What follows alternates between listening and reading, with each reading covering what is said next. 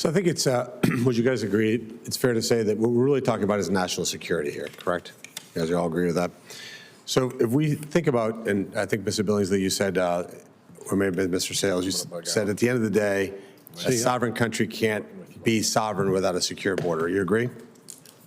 And explain, maybe for the record, how that works, meaning you have legitimate border crossings, which Senator Lujan talked about, and I think he makes points about what we need to do there with better technology.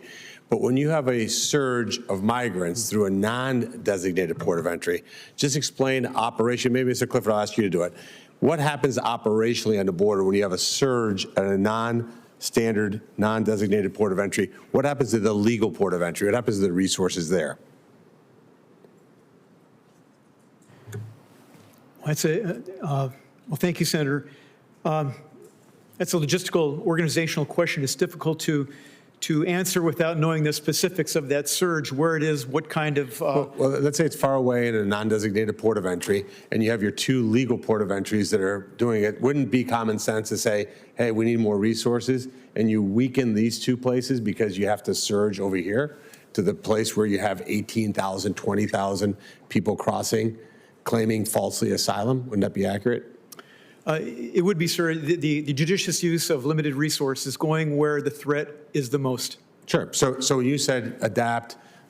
That's how they've maybe adapted, right? And when you look at a period of time of 4 years where you have 10 million people that came across the border, was that good for national security or bad for national security?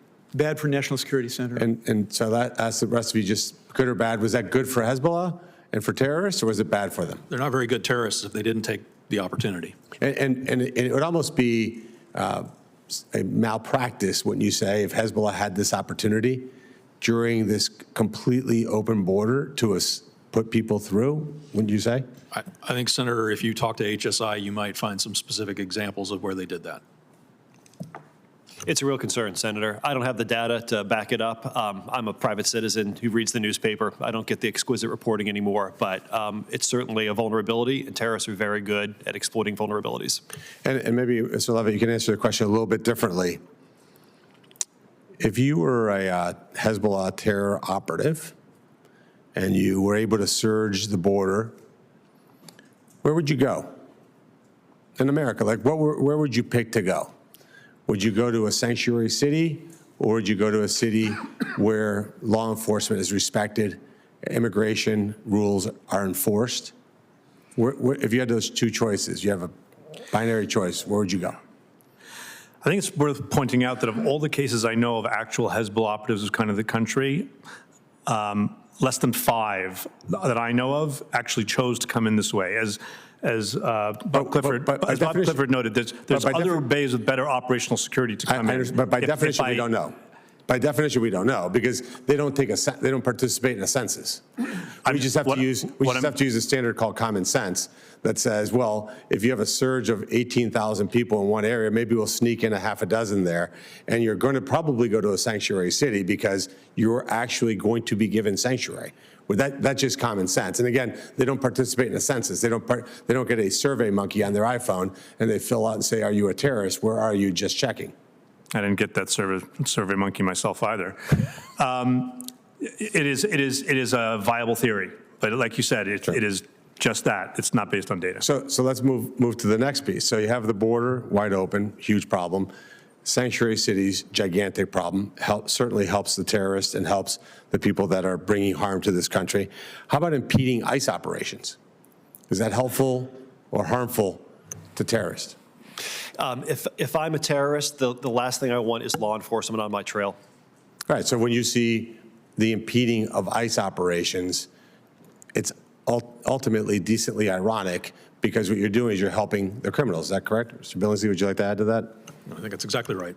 And then deportations, like if we want to get people out of the country, trying to jailbreak deportees from foreign jails, is that helpful or hurtful to national security? It's hurtful and illegal. Well, not exactly illegal. That was done. I mean, when you go down there and have margaritas in a foreign jail with somebody who we deported is probably not helpful. But ultimately, this is about national security but also about destabilizing Latin America. You know, the advantage of the United States of America is that we are blessed with phenomenal real estate. We live in a really good neighborhood. That's not true of a lot of places on earth. But if you can destabilize Latin America, it is ultimately the way to destabilize the U.S. Would you agree, Mr. Clifford? What is your question, Senator? Is destabilizing Latin America good for America or bad for America, for the United States? A stabilized Latin America, people would remain there and participate in their country. And I think we can summarize this, and I know I'm over time, and thank you again for having this hearing, Senator Cornyn. When we look at the Trump doctrine, you look at somebody like me who was born in South America, came here with my family. You look at the United States as somebody who spreads peace and stability around the world. What we've seen, sadly, over decades is basically willful ignorance of Latin America, an inability for us to meaningfully engage in Latin America in a way of providing American leadership. I think President Trump is changing that in very important ways. Number one, designating these cartels as foreign terrorist organizations. You're going to see us take action on that. Designating Venezuela as a state sponsor of terror. You're going to see us take action on that.